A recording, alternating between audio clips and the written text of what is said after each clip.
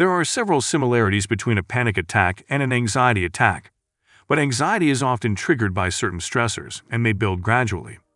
On the other hand, panic attacks can occur unexpectedly and abruptly. You might hear people talking about panic attacks and anxiety attacks like they're the same thing, but they're different conditions. What is an anxiety attack?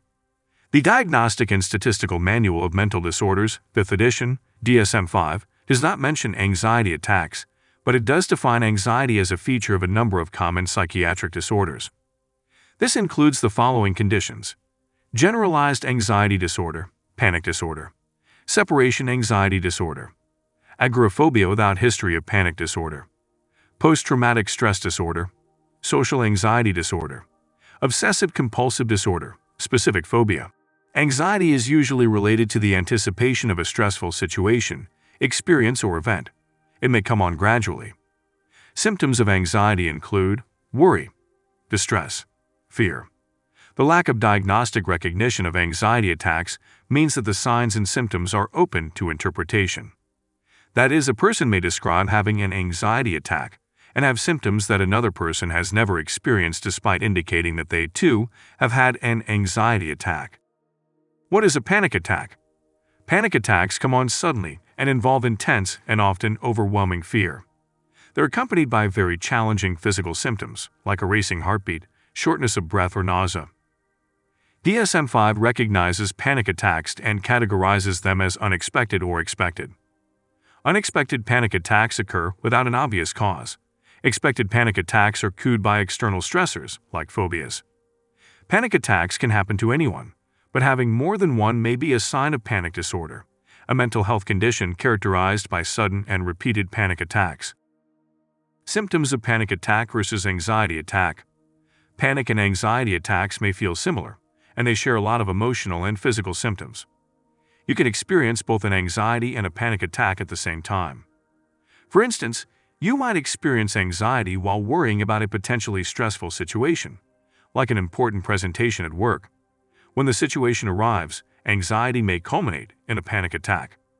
A panic attack or anxiety attack can both cause physical and emotional symptoms, including apprehension and worry, distress, fear of dying or losing control, a sense of detachment from the world, derealization or oneself, depersonalization, heart palpitations or an accelerated heart rate, chest pain, shortness of breath, tightness in the throat or feeling like you're choking, dry mouth, sweating, chills or hot flashes, trembling or shaking, numbness or tingling, paresthesia, nausea, abdominal pain or upset stomach, headache, feeling faint or dizzy.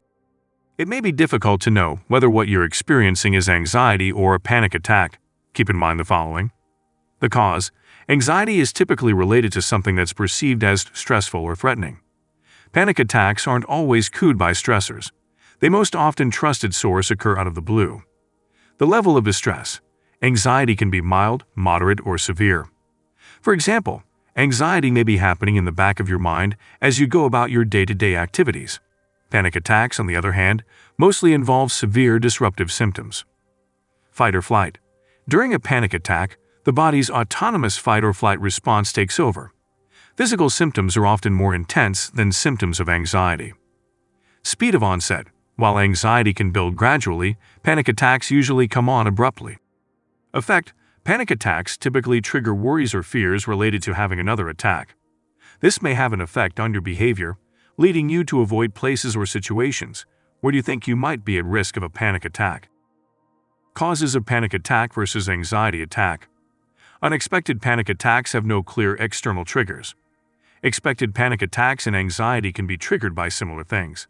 Some common triggers include a stressful job, driving, social situations. Phobias like agoraphobia, fear of crowded or open spaces, claustrophobia, fear of small spaces, and acrophobia, fear of heights. Reminders or memories of traumatic experiences. Chronic illnesses like heart disease, diabetes, irritable bowel syndrome, or asthma. Chronic pain. Withdrawal from drugs or alcohol. Caffeine. Medication and supplements. Thyroid problems. Risk factors for panic attack versus anxiety attack. Anxiety and panic attacks have similar risk factors. These include experiencing trauma or witnessing traumatic events, either as a child or as an adult, experiencing a stressful life event like the death of a loved one or a divorce, experiencing ongoing stress and worries like work responsibilities, conflict in your family or financial woes, living with a chronic health condition or life-threatening illness, having an anxious personality, having another mental health condition like depression, having close family members who also have anxiety or panic disorders, using drugs or consuming alcohol. People who experience anxiety are at an increased risk of experiencing panic attacks, but having anxiety does not mean you will experience a panic attack. Diagnosing panic attack versus anxiety attack. Doctors can't diagnose anxiety attacks, but they can diagnose anxiety symptoms, anxiety disorders, panic attacks, panic disorders. A doctor will ask you about your symptoms and conduct tests to rule out other health conditions with similar symptoms, like heart disease or thyroid problems. To get a diagnosis, a doctor may conduct a physical exam, blood tests, a heart test, like an electrocardiogram, ECG or EKG, a psychological evaluation or questionnaire. Treatment and medication for panic attack versus anxiety attack. Speak with a doctor about other treatments for anxiety and panic attacks. Here are some treatments they may discuss with you. Counseling and psychotherapy. Talking therapies for anxiety and panic disorders can involve the following, often in combination. Cognitive behavioral therapy. This type of therapy can help you see things that worry you in a new way. A counselor can help you develop strategies for managing triggers when they arise. Cognitive therapy. This can help you pinpoint, reframe, and neutralize the unhelpful thoughts that often underlie an anxiety disorder. Exposure therapy. This form of therapy involves controlled exposure to situations that trigger fear and anxiety, which can help you learn to confront those fears in a new way. Relaxation techniques. These include breathing exercises, guided imagery, progressive relaxation, biofeedback, and autogenic training. A doctor can talk you through some of these. A doctor may suggest attending individual sessions, group sessions, or a combination of the two. Medication. Examples of medications your doctor may prescribe are antidepressants. These medications include selective serotonin reuptake inhibitors, SSRIs, and serotonin norepinephrine reuptake inhibitors, SNRIs. Beta blockers. These medications can help manage certain physical symptoms, like a rapid heart rate. Anti-anxiety drugs.